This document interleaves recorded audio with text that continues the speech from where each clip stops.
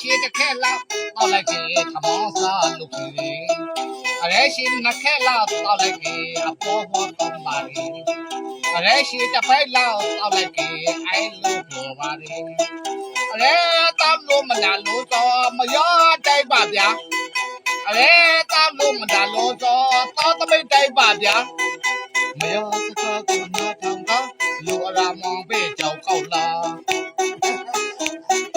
လောကရာတီကိုထွက်လကားကြီးတကယ်ရှောင်းလို့နောက်တွေ့ခဲ့တီလိုက်လေကောင်ကိုထွက်လာကြီးအပေါင်းတော်လူကဆွေခေါ်ရီအရဲဆိုင်ကိုခေါ်ယူလို့ဦးလေးတောက်ဖို့လို့ဦးလေးတောက်တဲ့အရဲသမားရှိမိုးရှောင်းလက်ခရီဦးလေးတောက်တဲ့အရဲသမားရှိနေဝလက်ခရီအရဲဝိုက်ပွဲလို့အိမ်တယ်လို့မရကမဲပါထော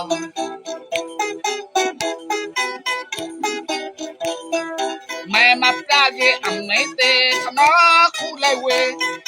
မဲမပြကြီးအမေတဲ့ခမခုလိုက်ဝဲမကလေးလိုက်စောဆိုင်မာထောအရဲမှုပေခါပုံ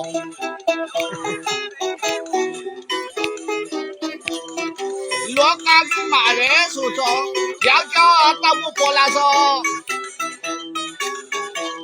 ရဲတောက်စမကဲလာသူကမဝေါဖို့လာ